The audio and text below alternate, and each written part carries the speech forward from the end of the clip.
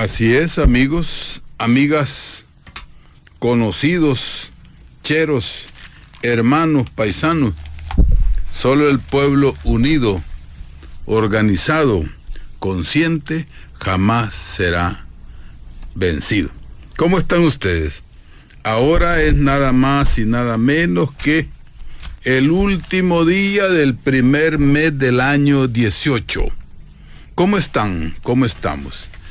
Para comenzar, alegrémonos que todos los miércoles tenemos la oportunidad de reencontrarnos para poder hacer reflexiones. Y que, como siempre, hoy miércoles 31 de enero, nos encontramos aquí para hacernos una autocrítica, para entrar dentro de nosotros mismos y reflexionar sobre el qué hacer, sobre nuestras responsabilidades, sobre nuestra vida. Pero fíjense que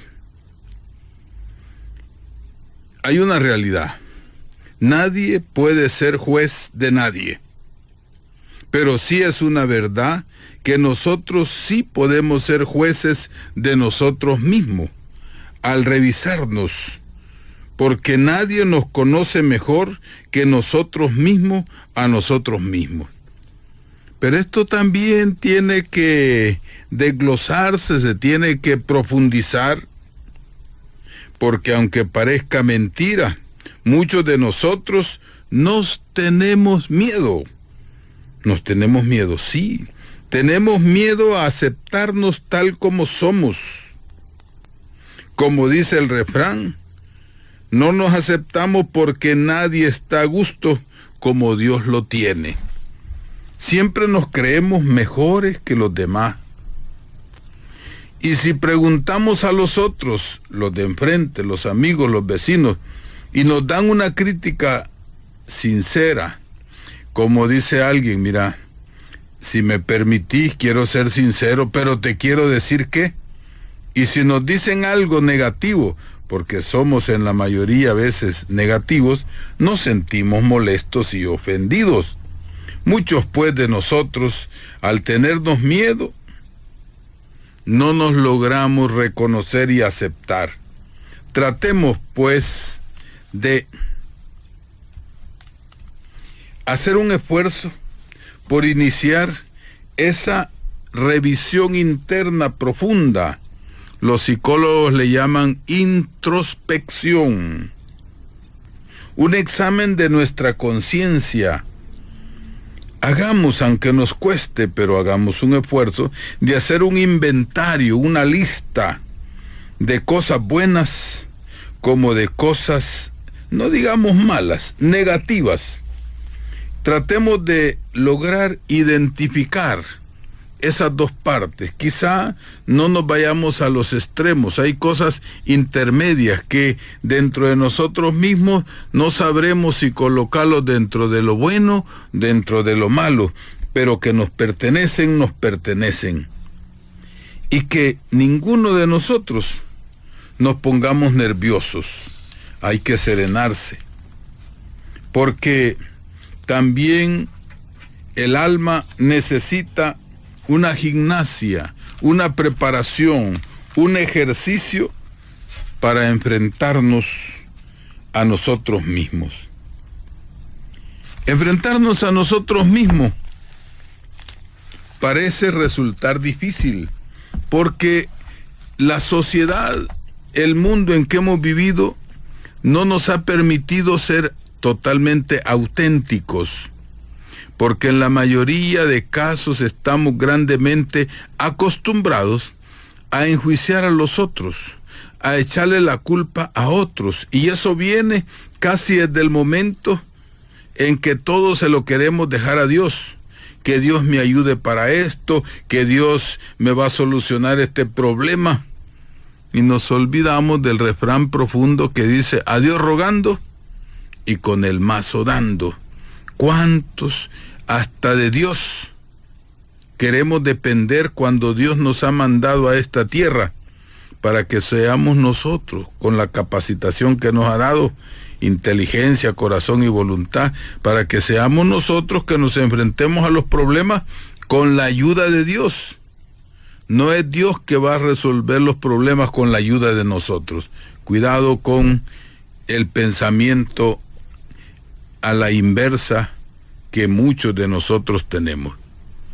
Miren, no es fácil cambiar las malas costumbres, especialmente cuando nos venimos a descubrir en cierta edad en que nos descubrimos porque encontramos problemas, nos descubrimos porque tenemos necesidad, nos descubrimos porque ya no nos queda de otra. Empecemos desde siempre, hoy que estamos a tiempo y en serenidad, a hacer esa revisión interna. Porque es ocasión, como todos los miércoles, cuando nos preguntamos qué hace el pueblo por el pueblo, qué debo de hacer yo por el pueblo al que pertenezco. Tomemos este momento como una ocasión de hacer una profunda, de una sincera, de una gran reflexión sobre nosotros y sobre todo para que podamos tener visión y conocimiento del ambiente social que nos rodea. Pero cuando nos hacemos la pregunta ¿qué hace el pueblo por el pueblo?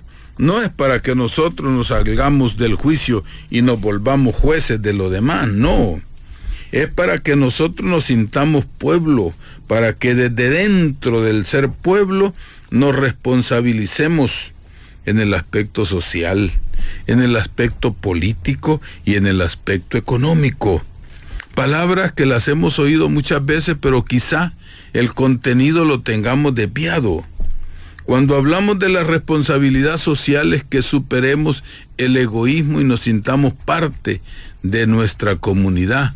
Muchos creen que ser bueno es vivir aislados, que es bueno no meterse en problemas, que ser bueno es, ser educado es, dejar que los otros vivan su mundo y yo vivir el mío. Estamos arruinados. Como cuando hablamos de los problemas políticos.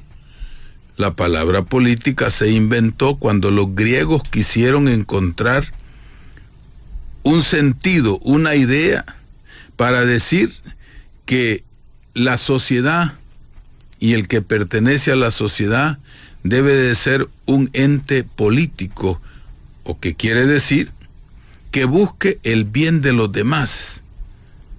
La auténtica política es buscar el bien de la mayoría.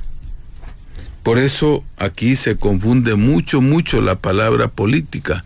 Los que se llaman políticos son todo lo contrario de lo que significa la palabra. Buscan sus intereses, son egoístas, son oportunistas, son salidos del tono.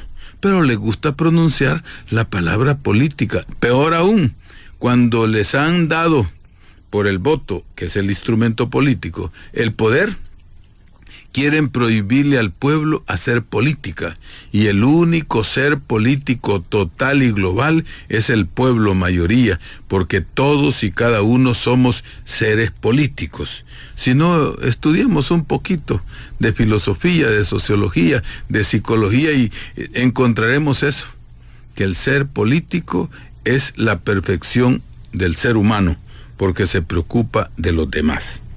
Bueno, la responsabilidad es económica. La responsabilidad económica no solo es de vivir como esclavos y sacar un salario y ver qué llevamos a la casa o cómo pagamos nuestras deudas en las que nos hemos metido por enganchados o pagamos nuestros vicios. No, las responsabilidades económicas son luchar porque en este país y en la sociedad en que vivimos o vivamos haya una equidad, una justicia. No puede haber una auténtica economía sin una auténtica justicia, en una auténtica igualdad de oportunidades. Bueno, todo eso es importante hablarlo hoy, viernes, para que tengamos capacidad de entrar en nosotros mismos, aunque nos tengamos miedo a nosotros mismos. ¿Cuántos de nosotros sin querer queriendo, como que vivimos o somos parte de otro mundo? Vivimos a espaldas, de manera inconsciente, y nunca ponemos los pies en la tierra donde ponemos el zapato, que valga la redundancia de decirlo así. ¿Cuántos de nosotros no nos hacemos responsables de los problemas sociales de los que estamos rodeados? Lo señalábamos antes. Por ejemplo, creemos que basta con buscar la solución a mis problemas personales. Y no nos damos cuenta que el buscar solo la solución a nuestros problemas personales nos lleva a sumar esas actitudes con otros muchos, porque mis problemas personales, que llamo individuales, son resultado de todo un ambiente que me rodea, y el ambiente que me rodea es una comunidad, es una sociedad, y que si quiero que mi vida se resuelva y resolver ese problema, debo de mirar a los demás. Porque si no veo a los demás, nunca resolveré el problema personal que vivo en mi comunidad, en mi familia o conmigo mismo. Porque igual que yo, son cientos, miles de personas, hermanos nuestros semejantes, que tenemos el mismo problema. ¿Por qué vamos a creer que solucionando mi problema ya está solucionado todos los problemas de los demás? Al contrario, me aíslo. Solo solucionando los problemas individuales, sumándolos con otros, vamos a encontrar una solución al colectivo, porque no solo yo padezco del problema que pienso que es único. Fíjense que si yo quiero resolver aisladamente mi problema, nunca encontraré la solución. En una sociedad, en un grupo humano, nadie podemos vivir aislados. Y el que un problema, más otro problema, más otros problemas, nos vayamos aislando de los problemas de los demás, los problemas aumentan. Eso es importantísimo caer en la cuenta, que de más nos aislemos, más problemas aislados se vivirán y más difícil será la solución. Solo uniéndonos los que tenemos los mismos problemas, hallaremos la solución social, política y económica. Porque si sumamos los problemas individuales personales, el número se aumenta y la solución, aunque es más exigente, es más posible.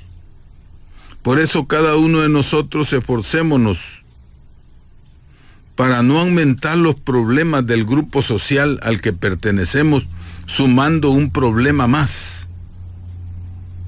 Porque muchas veces el problema somos nosotros, nuestra individualidad, nuestra actitud, nuestra manera de ver el mundo. Pero además, debemos de procurar ser parte de la solución, apoyando a otros. No creer que otros tienen que solucionar mi problema. No sé si logro explicármelo, pero si no lo logro explicar, allá explíquenselo ustedes a cada uno. Porque lo que aquí estamos afirmando es una ley de la psicología humana.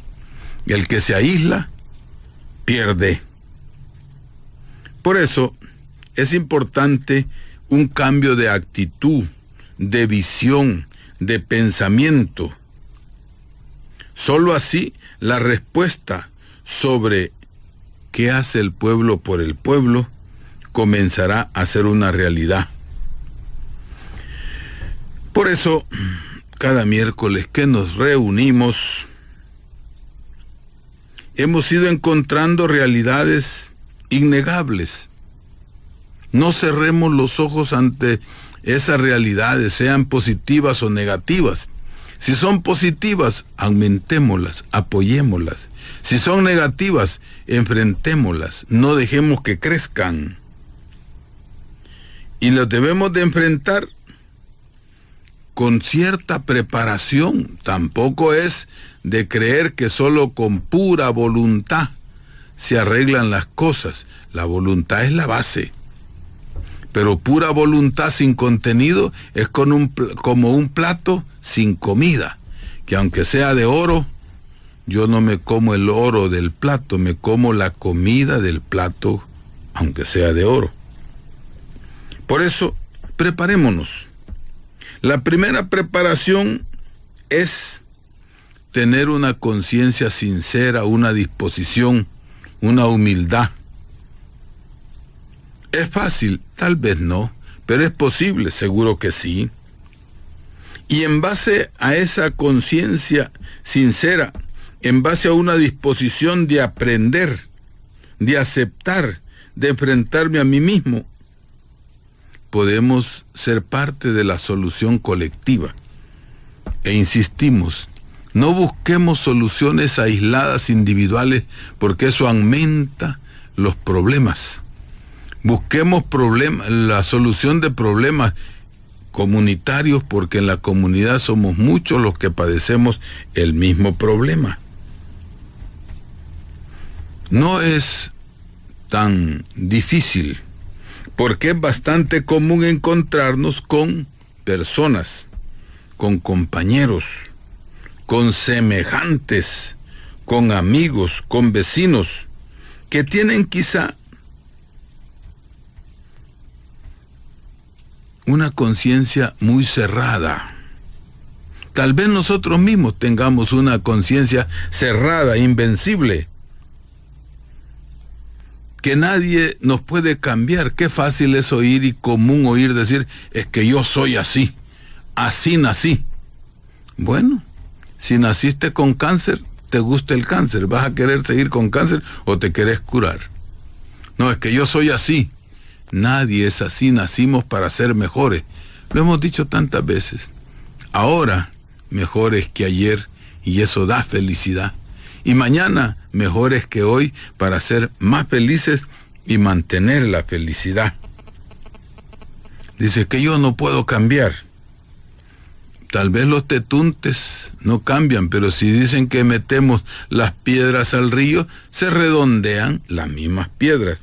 No sé que si tenemos carácter de tetunte, si queremos aceptar que somos tetuntes o piedras en el río, pero si nos metemos en el río, aunque seamos piedras, nos vamos a redondear. No por ser como soy, me debo de sentir perfecto, al contrario. Cuando me veo a mí mismo, siento la necesidad de mejorar, de adaptarme a los demás, de acomodarme para ser aceptado en el grupo humano. Siempre será posible aprender de los demás. La Biblia, entre tantas cosas, es un libro grueso, inmensa la Biblia. Es la historia política de un pueblo que inició a escribirse cuando el pueblo sintió la necesidad de ser libre, porque solo conociendo la historia y solo conociendo la verdad histórica, los pueblos podrán llegar a ser libres. Pues esa es la gran virtud que Moisés tuvo en el desierto cuando obligó, condicionó para que el pueblo escribiera su Biblia después de encontrarse con el chasco de los que estaban bailando frente al becerro de oro. ¿Cuántos creemos que somos becerros de oro? Ay, cuando encuentran a una persona, no le digan más, vos sos un becerro de oro. Pero es más importante ser de oro o ser becerro. ¿Qué es lo que hay que cambiar? ¿El oro o ser becerro? Se oye bonita la palabra becerro, ¿eh? Pero eso, búsquenlo por ahí. En El Salvador se encuentran otras palabras más sabrosas, pero quedémonos con esa. Seremos de oro, pero si somos becerros, de ahí no pasa nadie. ¿Y qué dice la Sagrada Escritura, como le llamamos muchos? Pues que dice que las personas aisladas, las personas solas, se produce la exclamación que dice, ay del solo, ay del solitario. Con estas consideraciones que estamos haciendo, quisiéramos acercarnos a ver hoy el tiempo electorero, el tiempo eleccionario, el tiempo que la historia de la lucha por el poder nos acerca cada ciertos años. Cada 3 años, cada 5 años, nos ponen a pelear pueblo contra pueblo, diciendo que ese es el centro de la democracia. Imagínense qué contradicción. Cuando el pueblo se pelea con el mismo pueblo, buscando a otros que nos echan a pelear, a eso le llaman democracia. Tal vez algo parecido, algo así como desgracia, pero bueno, son comentarios que le pueden salir a uno. Y hoy que se mira desde televisión, tenemos pues que... porque nos vemos, me da gusto mirarlos, me da gusto que nos miren. Bueno, consideremos pues qué pasa en el tiempo eleccionario, pero quizá no nos quede tiempo porque el tiempo corre, y quisiera tomar como referencia para hablar de los tiempos eleccionarios y los tiempos vivos, valga la profundidad de la palabra, en que vivimos. Quisiera hablar de un personaje al que posiblemente se le pueda aplicar la exclamación completa: ¡ay del solo! ¡Ay del solitario! Vamos a tomar como prototipo a ese personaje que se ha hecho famoso en el mundo. Se llama Ronaldo Trump, que aunque sea el presidente del país supuestamente más rico y poderoso entre los países de la tierra, la vida de este personaje, su actitud y su pensamiento, es el pensamiento de un aislado, de un solitario, porque el que no muestra amor ni consideración se vuelve sin gracia. ¿Y cómo se le llama a los que no tienen gracia? Bueno, le quitan la gracia a uno y lo terminan llamando sin gracia. Ustedes lo pronuncian mejor ahí, porque por radio hay que tener mucho cuidado con el sonido de las palabras. Pero ustedes en sus hogares lo pueden decir con toda sinceridad. Sin gracia es como el que pierde la esperanza, le llaman desesperado. Y el que pierde la gracia, ¿cómo le dirán? Ahí pronúncienlo ustedes. Pues este señor, el presidente del país más rico y poderoso de la tierra, presenta esa manera de pensar, que aunque supuestamente está rodeado, y él se siente rodeado de personas o grupos humanos, que aunque tengan poder, se sienten solos a la par de él, aislados a la par de él, porque han formado un mundo de aislados de la humanidad actual. Digamos que es el que representa a todos los solos y solitarios del mundo. Miren, aún teniendo poder, teniendo la gran oportunidad de demostrar y ser punto de convergencia de alguna esperanza, lo que menos produce es esperanza. Ha formado toda una circunstancia de aislamiento.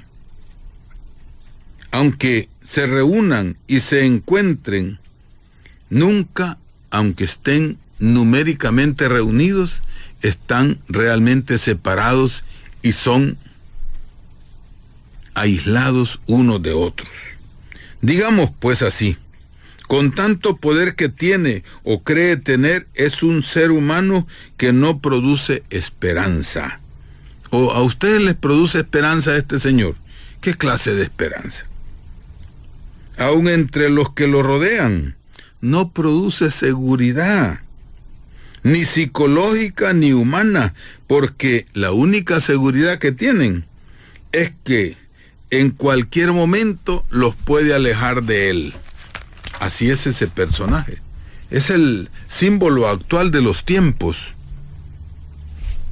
Solo los que están sometidos a él son los que él no aprecia, sino que tal vez necesita en su soledad. Son tan tristes sus realidades que ayer, martes 30 de enero del año 2018, tuvo la oportunidad de pronunciar un discurso en el que en vez de proclamar unidad con su poderío, parece que produjo división, separación, desesperanza, y puso en claro la división que existe en ese país y que la profundizó, la división en esa sociedad, solo con esas palabras que pronunció, que cada vez eran más poquitos los que le aplaudían, si ustedes se fijaron. Porque esa sociedad estadounidense, no podemos decir que todos sean malos, por lo menos hay una cantidad que siente vergüenza porque ya no quiso seguir aplaudiéndole en un discurso que es digno de decir el centro de la desesperanza, donde perdió toda gracia. El contenido de su discurso es lamentable, porque es lamentable que afirma que la economía estadounidense ha mejorado. Y pone como razón el hecho de que los grandes capitales millonarios de los pocos ha aumentado. Esa es su gran felicidad, que los ricos más ricos se hicieron más ricos y por ser más ricos se hicieron más pocos, si valga decir así. Y ni siquiera se refirió al decaimiento económico de una clase social media que en ese país va disminuyendo sus oportunidades. O sea, ayer demostró que a él lo que le interesa es el dinero, no la persona. Que a él le interesan los capitales, no su país. Que a él le interesa su pensamiento de solitario, no la felicidad de todo un pueblo, de los que allí nacieron, de los que han llegado a apoyar esa economía y los que son los que hacen posible eso que él anhela tanto, la riqueza. Por eso, no le importa que la clase media de ese país vaya en mengua. Y fue peor que todos de esa gran nación, de ese gran pueblo, por lo menos numéricamente grande, tenga que depender de la defensa, de la construcción de un muro. Si vemos el análisis de su discurso, todo lo concentró en la posibilidad de crear un muro, imagínense. Aquí es donde uno entra a la cierta reflexión, ¿cuál de los dos muros es el peor? No digo ni siquiera cuál de los dos muros es el mejor, no, ¿cuál de los dos muros es el peor? ¿El muro de su pensamiento capitalista, depredador, guerrerista, indiferente y malvado? ¿O el muro de ladrillos que quiere construir para detener la emigración de los que quieren construir esperanza? La esperanza de los pueblos nadie la puede detener. Y si con tanto despojo, ladronismo y explotación la riqueza se la han llevado para ese país, los pueblos con la esperanza irán detrás de esa posible esperanza. Y la esperanza no la puede destruir nadie. Ni un muro, ni dos muros, ni el muro del pensamiento capitalista, depredador, guerrerista, ni el muro de ladrillos que por más de 3,000 kilómetros se quiere hacer. Es triste pensar que en su necedad solitaria use un muro de 25,000 millones de dólares. Eso ya no son dólares, son dolores. Como chantaje para solucionar el problema de una juventud soñadora, porque lo quiere solucionar a base de chantaje. Deme 25,000 millones para hacer ese muro, porque con el muro de mi pensamiento quiero salvar esa juventud de soñadores. Imagínense, nadie da lo que no tiene. Y el que al cielo escupe, aunque sea en buen salvadoreño, en la cara le cae. ¿Cómo será posible que por un chantaje de esa clase se pueda solucionar el problema de millones? Porque solo los salvadoreños tenemos allá más de 2 millones. Esos 200,000 del TPS es la mínima parte de los 2,5 millones que tenemos los salvadoreños y de los otros tantos millones que hay de otros países llegados. Por eso, esos millones con los que quiere chantajear a ese grupo de personas que supuestamente guían a ese país, quieren ser la base de destruir a esos millones que son el sostén de la economía de su país y de nuestros países con la remesa que mandan. Porque esa mano de obra que allá la pagan barata es lo que ha hecho que la economía de unos pocos se engrandezca. Son las contradicciones que hay en el mundo del poder y del dinero. Que entre más es como la hidropesía. ¿Saben cuál es la hidropesía? Una enfermedad de esas personas que se les inflaman toda la parte corporal, porque los huesos duelen, se inflaman, pero no tanto como los músculos, y esos padecen de una sed terrible, y tienen tanta sed que toman agua creyendo que tomando agua satisfacen su sed, pero enferman más su cuerpo. Así es la hidropesía económica de chantajear con 25,000 millones de dólares para darle esperanza a una juventud de soñadores o para darle esperanza a varios millones que son la base de la economía de ese país y que son la base de la economía de ese país porque son los que menos paga reciben en el salario que se les da. Bueno, ¿qué podíamos decir de ese discurso, de ese personaje tan solitario? Bueno, que se denota mucho la ingratitud, esa manera de hacer la mal llamada política. Esa no es hacer política, eso es hacer maldad. Con esa política de maldad, llamémosle así, quieren desarrollar una economía con el costo humano de los que sostienen todo ese mundo de lujo y de poder. Les interesa más el dinero y la riqueza que la vida humana. Eso quedó patente ayer, así como decimos en mi cantón. Bueno, pero también, como ustedes son tan devotos religiosos, sobre todo tienen tanta cultura bíblica, recordemos aquella historia política de un rey político muy poderoso de Babilonia que se llamaba Nabucodonosor, que para demostrar su poder mandó hacer una estatua grande de oro, de metales caros y preciosos, oro, plata, cobre, todo lo que en aquel momento había, pero tenía los pies de barro. Esa es una visión y una imagen de todos los imperios que tienen mucho oro, mucho poder, pero tienen los pies de barro porque no toman en cuenta el valor de la persona humana. Y como el que se hunde en las arenas movedizas, que queriendo salvarse se mueve más y más, y por eso se hunde más y más, pone este señor como objetivo de su gobierno ante el mundo desarrollar más capital, desarrollar más capitalismo,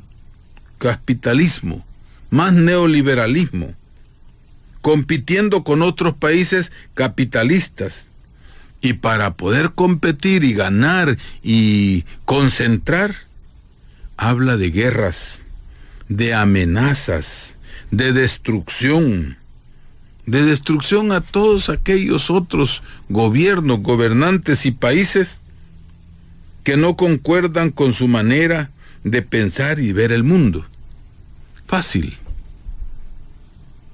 Cuba, ¿cuándo ha llevado guerra a los Estados Unidos? Solo porque piensan, él es capitalista, los gringos son capitalistas, y piensan como capitalistas y los otros piensan como comunistas, matémoslos.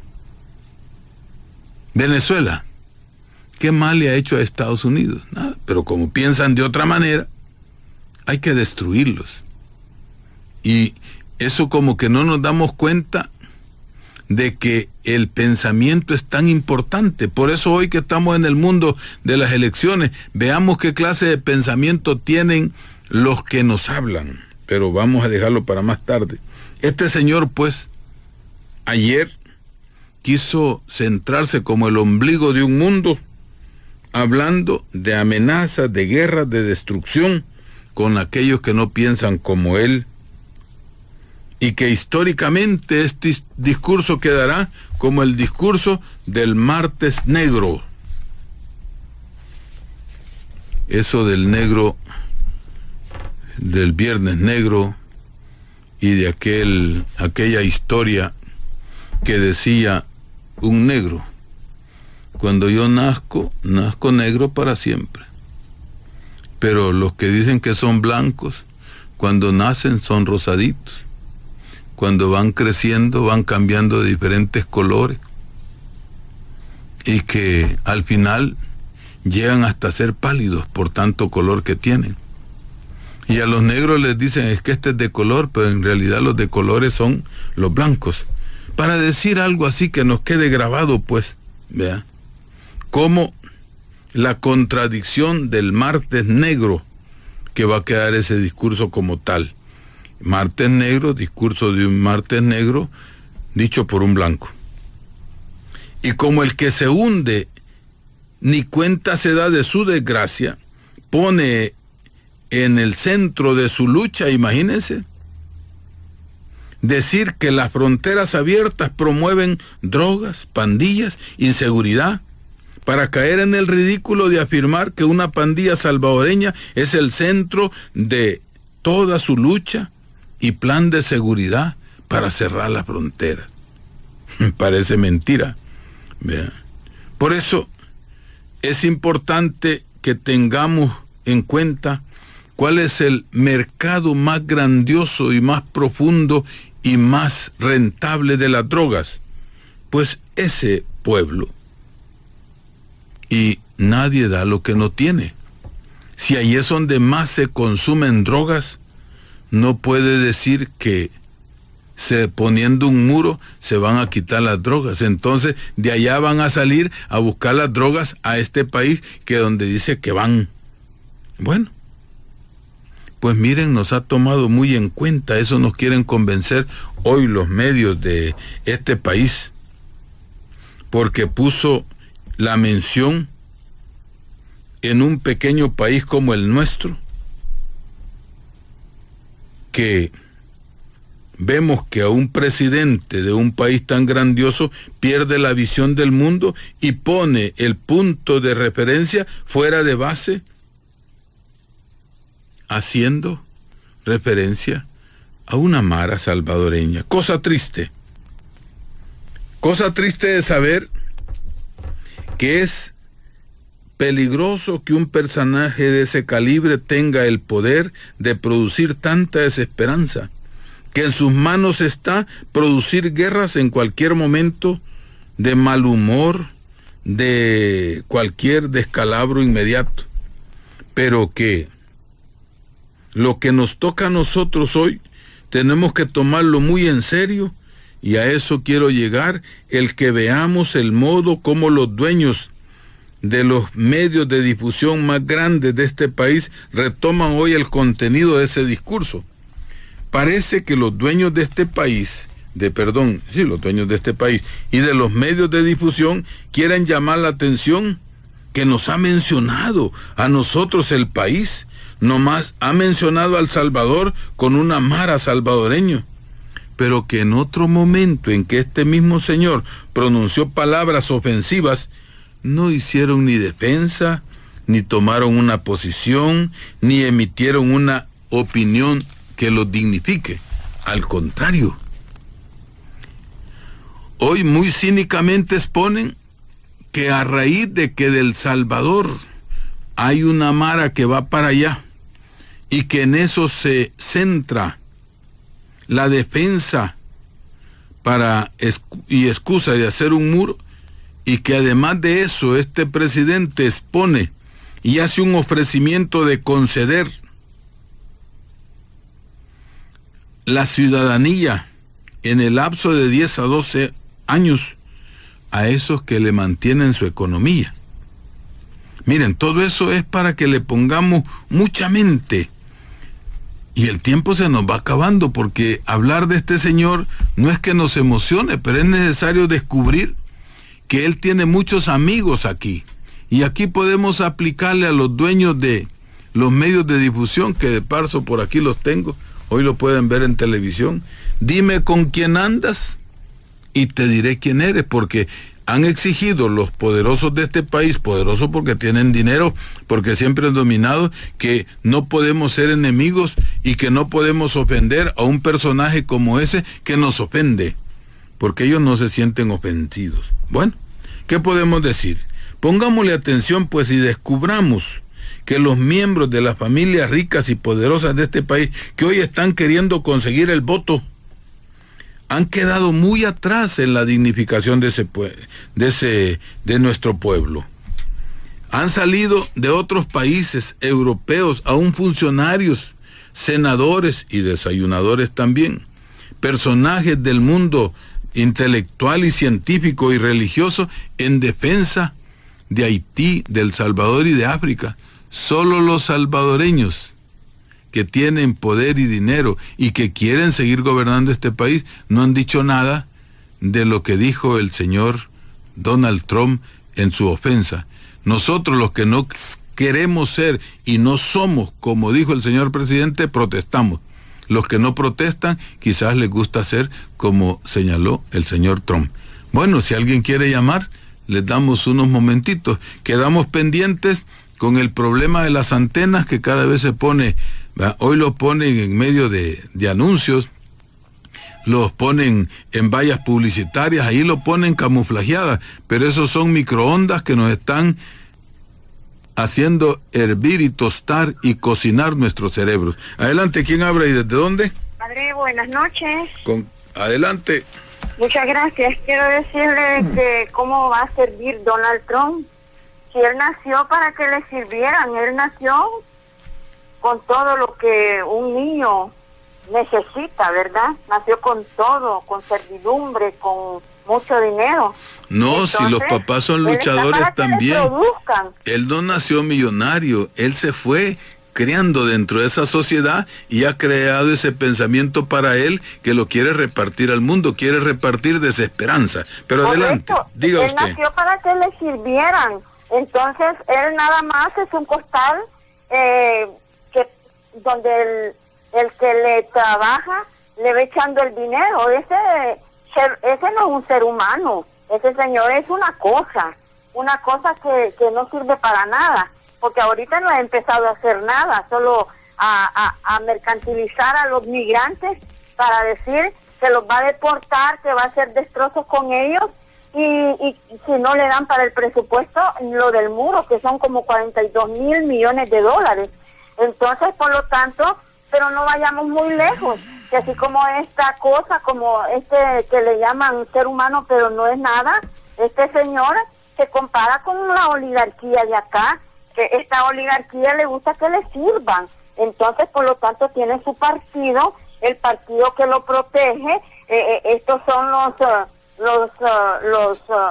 el muro que divide a la oligarquía con la pobreza, en el cual este partido solo sirve para robar, para defender lo ajeno.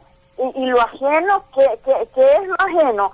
Aquí no hay nada ajeno, aquí no defienden lo de nosotros, aquí se roban lo de nosotros, aquí nos destruyen, aquí nos vuelven más pobres de lo que somos. Así es que en el momento dado, Padre, yo quiero decirle a la gente que por favor abran los ojos, porque un voto nos puede desgraciar a todos. Votemos, vaya a llamar para el voto. Gracias. Votemos por más diputación, porque entre más diputación haya, las leyes serán para todo el pueblo, a beneficio de todo el pueblo, porque ahí va a estar la justicia del buen salario, la justicia de los pachetes, muchas la justicia del abandonado. Así pues, Padre, gracias. Muchas gracias y feliz noche. Dios lo bendiga. Igual. A ver, siempre hay que ser breves para darle chance a otros. Adelante, ¿quién habla y desde dónde?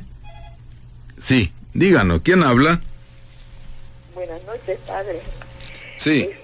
Mire, a mí me indigna eso que usted dijo de estos millonarios. Mire si se pronunciaron cuando este hombre dijo que éramos hoyo de M.